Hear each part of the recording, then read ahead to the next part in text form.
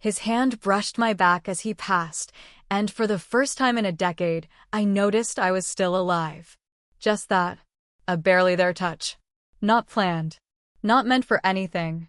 We were in the kitchen. The rain was falling so gently outside, it barely made a sound, but I heard it like a lullaby I hadn't heard since childhood. There was a kettle hissing on the stove behind me, half forgotten. And I was just standing there, still, holding my breath, not because I meant to, but because something inside me had just woken up. He didn't even look back. He just reached past me for a mug and moved on, like it was nothing. But to me, it wasn't nothing. It was everything. Because in that 1 second, in that one accidental brush of skin on skin, I felt seen. And I didn't realize until that exact moment how invisible I'd become. I know how that sounds. Believe me, I do. He's my son's best friend. I watched that boy grow up. He was in and out of my house like a second child, muddy shoes, wide smile, awkward teenage years, and all. But now he's taller. His voice is deeper. He smells like wood smoke and expensive soap. And that boy I once made grilled cheese for. He's a man. A man who saw me when no one else had, in over 10 years. And no, I didn't want to feel that. I didn't plan to. It wasn't some desperate housewife fantasy or midlife cliché. It was a survival instinct. Because sometimes, when the world stops seeing you, when your husband stops reaching for you in the night, when mirrors just show a woman you don't recognize anymore, even the gentlest whisper of attention can feel like being revived. And I was starving. 10 years. 10 years of polite dinners. Of pecks on the cheek. Of folding laundry next to someone who doesn't even notice the way your hands shake sometimes. You ever feel like that? Like your body is still moving, still cooking, still working. But your soul's been sitting in the backseat for so long, you forget what it feels like to drive? Yeah, that was me. That was my life. Until that night. And this young man, this friend of my son's, he didn't do anything outrageous. He didn't flirt or linger or push boundaries. He just saw me. And that was dangerous enough. Because once you remember what it feels like to be noticed, you can't go back to being invisible. You just can't. So, before I tell you what happened next, before I walk you through the way my whole world shifted from a single glance, a quiet moment, a question I wasn't ready to answer, do me a favor.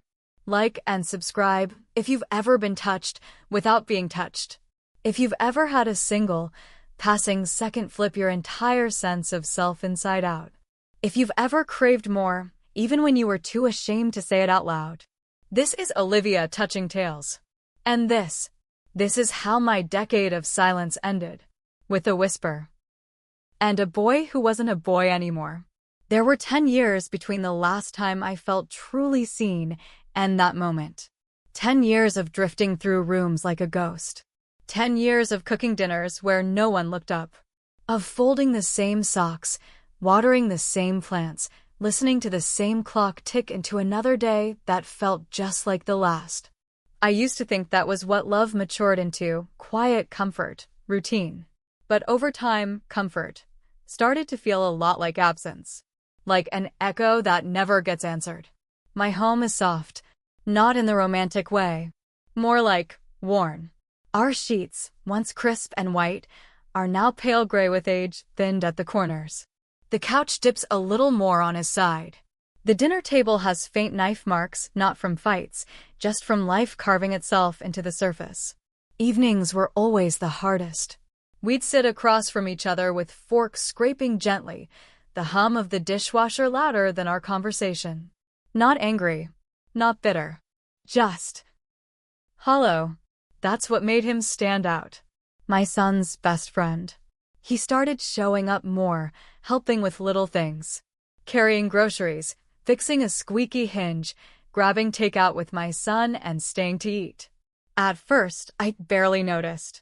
He was just another shape in the background, another familiar voice. But slowly, I began to feel the air shift when he entered the house. His presence had weight. Not in the way of dominance, but attention. He walked into a room like it mattered to him that he was in it. And more than that, like it mattered to him who else was.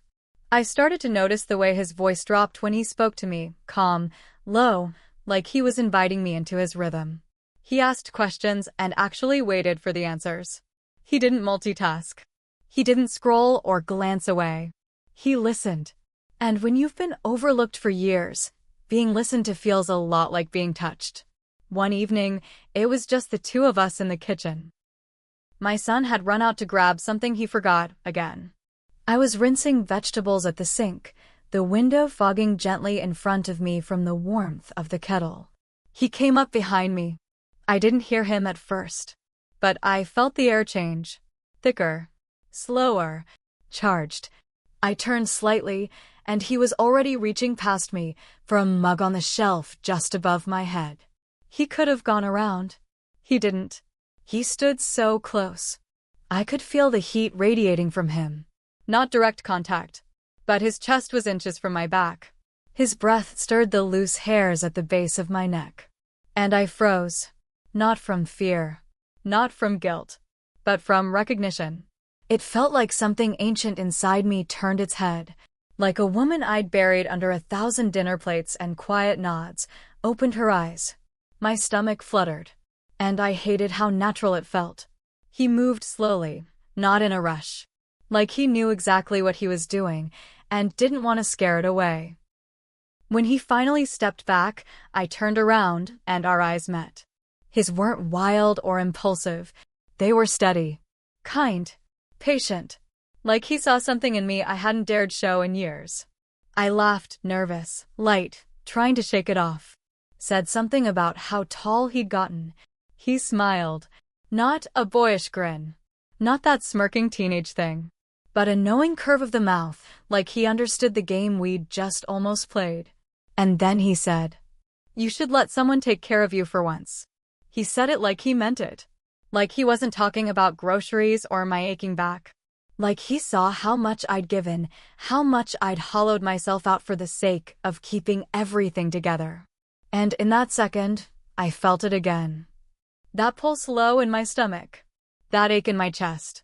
Because I realized I didn't remember the last time someone spoke to me like I was worth being taken care of. Later that night, I laid in bed beside a man who didn't notice I was quiet. Who didn't turn toward me or reach for me or even say goodnight. And I thought about how different it felt to be next to someone who's known your body for years, versus standing for 1 second beside someone who's never touched you and still managed to see you more clearly. I knew it was wrong to think about him that way. I knew how it sounded. But when you've been starving for a decade, even a look can feel like a feast. And I wasn't sure anymore if I could keep pretending I was full. He tried. My husband. He really did, sometimes. When he remembered. When I reminded him. He'd touch my shoulder on his way to the garage.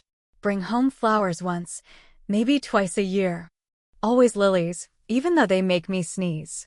And on special occasions, he'd make the effort. A dinner. A kiss. A tired attempt to light a spark he didn't even look at anymore. But it always ended the same. A kiss. A sigh. A turning away. He didn't know how to stay anymore. Not in the room. Not in the moment. Not in me. At first, I blamed myself. Of course I did. I counted calories. I bought creams and serums with names I couldn't pronounce. I held my stomach tighter, tried to smooth the lines around my mouth in the mirror with the flat of my hand, as if I could erase time by pretending hard enough. I thought maybe I was broken. Not in some dramatic way, but in that slow, crumbling, quiet way. Like a music box that's still wound up, still turned, but only played silence. I was still doing all the things. Still folding his clothes just the way he liked. Still making his lunch with the crusts cut off. Still asking about his day and laughing at the same tired jokes. But inside, I was starving. Not for attention, exactly. Not even for sex. I wanted to be recognized. Held in someone's gaze like I meant something. Desired not out of obligation or habit, but because someone saw me, not the wife, not the mother, not the calendar reminder in human form. Me. And then, there he was. My son's best friend. Walking into my kitchen like it didn't hurt to be awake. Looking at me like I wasn't invisible. He started asking questions no one else had the time or the courage to ask. He'd linger a second longer after small talk. Watch my face when I spoke, not just wait for his turn to answer. One afternoon, I was loading the dishwasher, same as always. He leaned against the counter, arms folded, eyes soft. "Are you happy?" he asked. Just like that. No warning. No pretense. I paused, a plate still in my hand. "Of course," I said, too quickly. Smiling that automatic smile women learn to wear like armor. But he didn't nod and move on. He didn't take the easy out. He tilted his head and looked at me, really looked. "You don't look happy." And I swear, I felt the air drain out of the room. No one had asked me that in years. Not without expecting a yes. Not without already moving on. It was terrifying and kind of beautiful. He didn't say it with judgment. He said it with care. Like someone who'd noticed the weight I carried and wondered why I was the only one still pretending it wasn't heavy. That night, I cried in the shower. Not because I was sad, but because someone had seen the sadness and named it. It made me realize how much I'd been tucking away. How much of me was folded and pressed beneath the role of good wife, good mother, good woman. And suddenly, all the little moments, the lingering glances, the quiet kindness, the casual brushes of proximity, they weren't just accidents. They were recognition. Of who I was. Of what I still had inside me. Of what I hadn't dared hope for anymore. It wasn't about crossing a line. Not yet. It was about someone reaching through the fog and gently, quietly, pulling me into the light. It was a Thursday. Late evening. One of those quiet ones that feel like a held breath. The kind of night where the silence isn't empty. It's waiting. The house felt too big. My son was away, football trip, I think. My husband had taken a last-minute shift, again. I didn't plan it. Nothing was planned. But he was there. My son's best friend. He'd stopped by to drop something off. But then I offered him a glass of wine. Because it felt strange not to. And then I put on music. Because the silence between us had started to hum. Not in an awkward way. In a way that made me aware of how close he was. We sat on opposite ends of the couch. Not touching. Not leaning in. But there was a warmth between us, like the fire that used to burn in the center of my chest had found its breath again. He held his glass gently, resting it on his knee. His eyes weren't hungry. They were searching. Soft. Focused. Like he was studying a painting everyone else walked past. And then he said it. "Do you think it's possible?" His voice was slow, careful. "To want something and never ask for it?" I smiled, tried to laugh it off. Isn't that what adulthood is? But he didn't laugh. He didn't move. He just looked at me, quiet and grounded and wide open. Like he could see behind my eyes. See all the years of reaching and not being reached for. Of waiting. Of pretending not to. And then, he tilted his head just slightly and said, "Would you want to feel something again? Even if it was wrong?" The question hung in the air like fog. Thick. Still. Heavy with meaning. I felt my breath catch. Not from fear. From recognition. Because I had been feeling something. For weeks. Maybe longer. And it wasn't lust. Not exactly. It was something older. Something gentler. A craving to be noticed. Held in someone's presence without shrinking. I didn't answer with words at first. My fingers curled around the stem of my wine glass, but I didn't drink. I just stared at the way the candlelight caught the rim. And then I whispered, barely more than breath. "What if I already do?" I felt it land between us. A quiet confession. A tiny surrender. He didn't move. He didn't reach for me. He just sat with it, like it was something sacred. Then he said the thing that truly undid me. If someone could solve the ache without shattering your world, would you let them? And I didn't answer. Not because I didn't know, but because I did. And in that silence, I felt something shift. Not in the room. Inside me.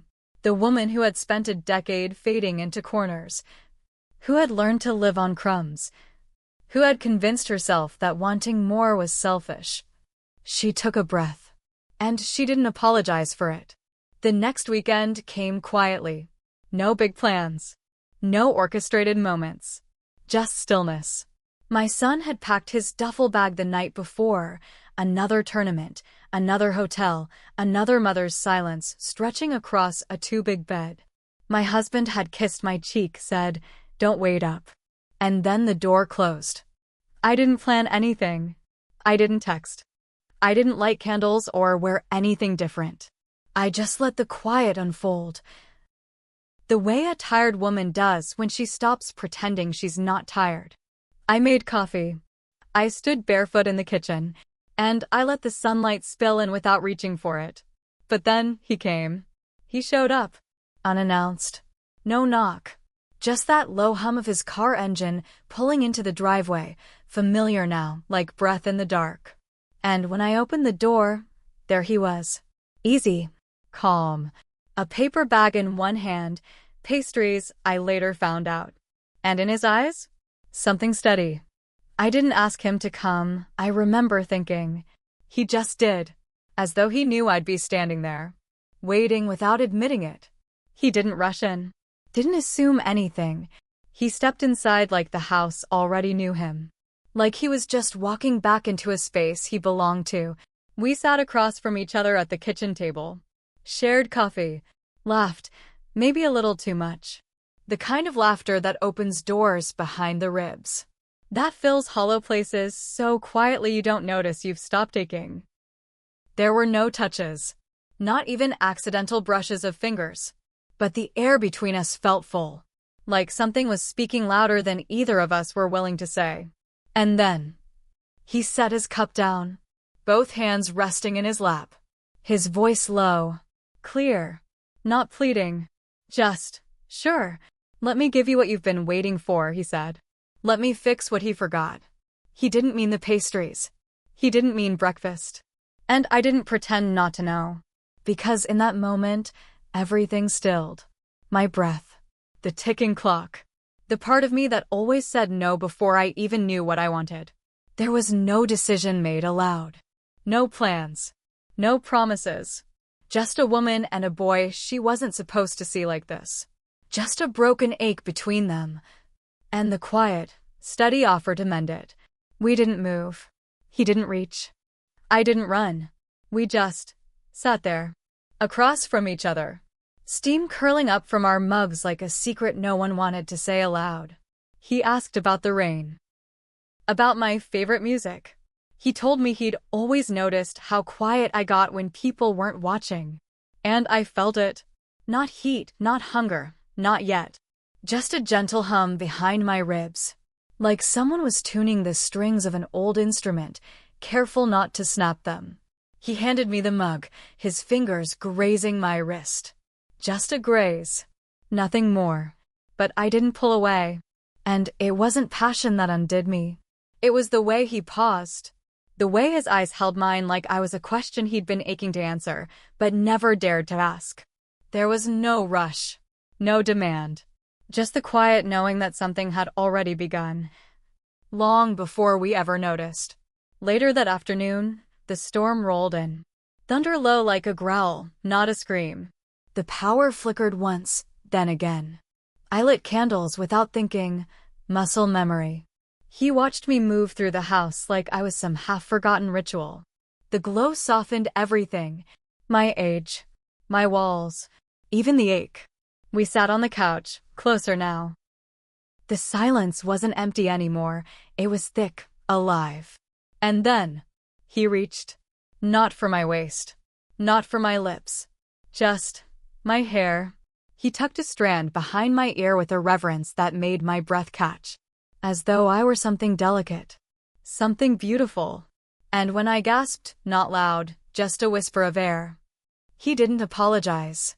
He didn't ask to kiss me. He just waited. And in that waiting, I said yes. Not out loud, but in the way I tilted my head, in the way I leaned in without realizing I was leaning. I said yes.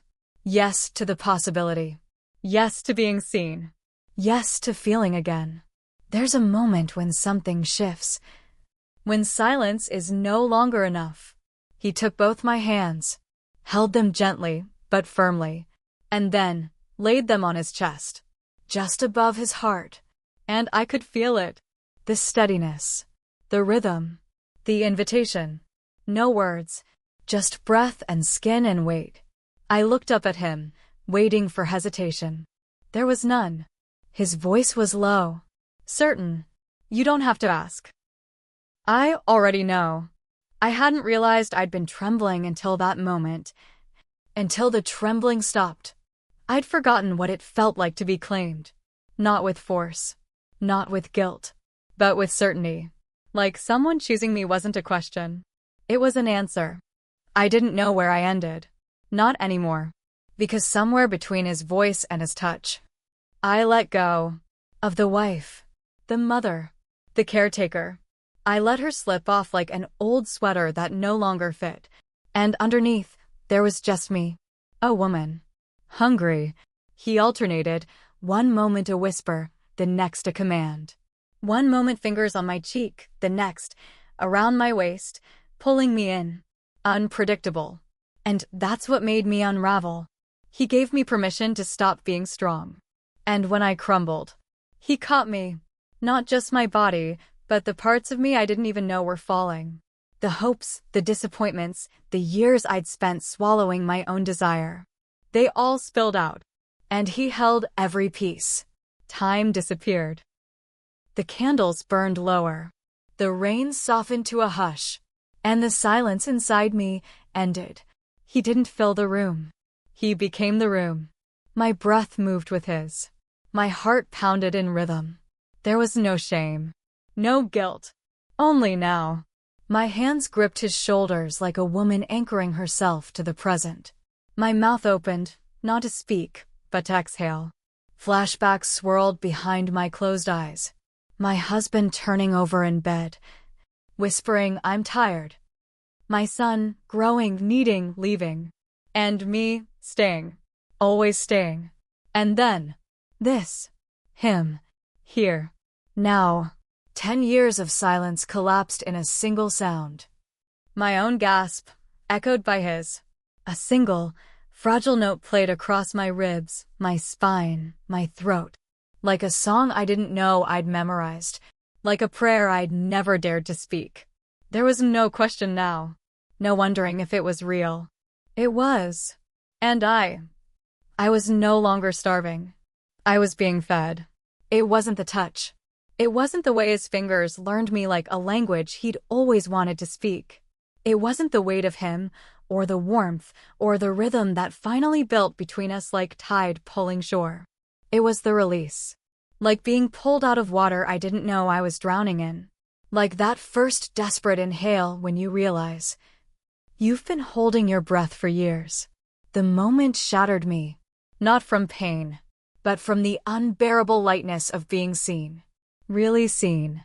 Like a house left dark for a decade. Suddenly flooded with sunlight. My chest cracked open. I swear I heard it. Like a storm breaking over dry earth. Like something sacred pouring out of me, flooding the cracks time had left behind. I didn't know where to put it. All that feeling, all that being. So I collapsed. Into his arms. Into the silence.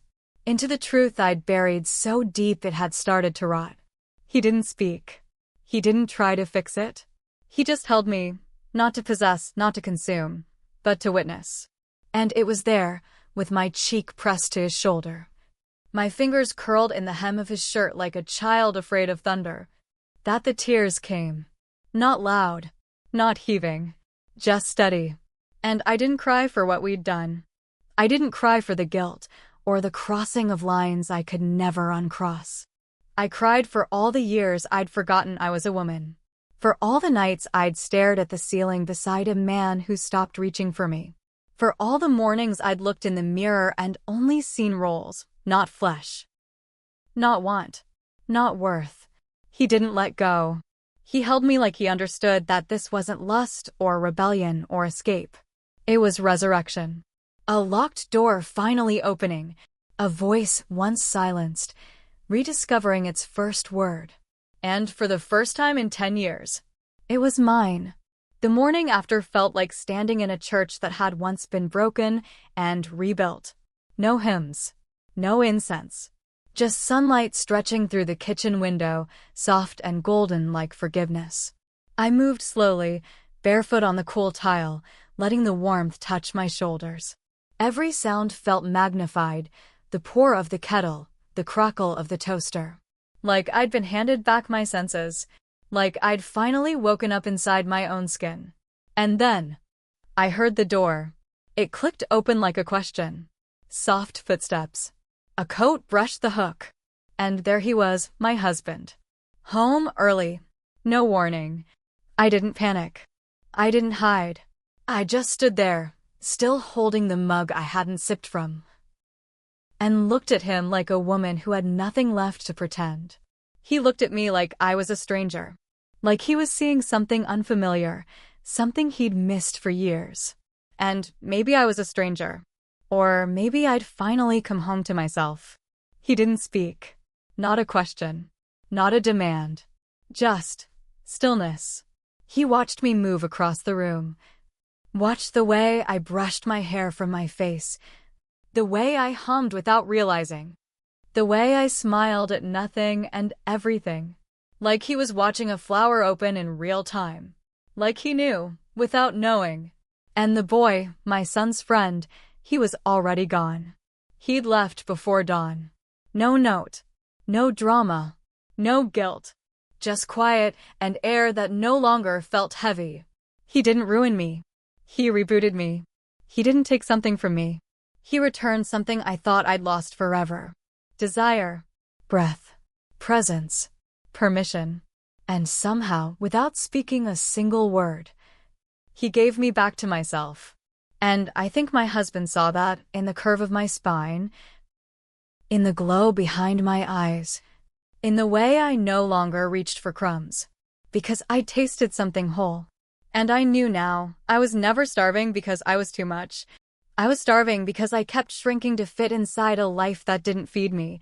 And now, I was done shrinking. 10 years. That's how long I lived, numb. 10 years of smiling on cue. Of folding towels while folding pieces of myself. Of speaking without being heard. Of being touched without feeling anything. 10 years of calling it marriage, when what it really was a well-kept museum of what used to be. Loyal, yes. Faithful, yes. But empty. And I used to think that made me good.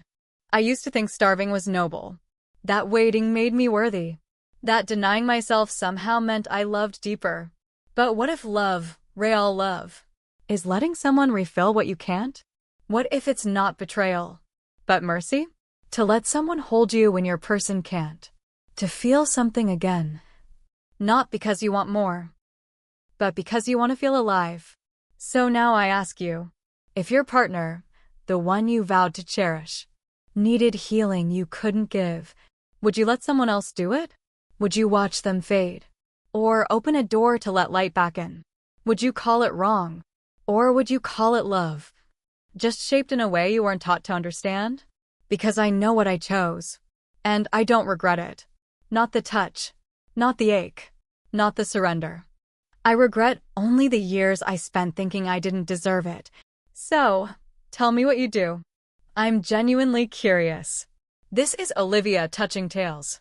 And this was the moment I came back to life.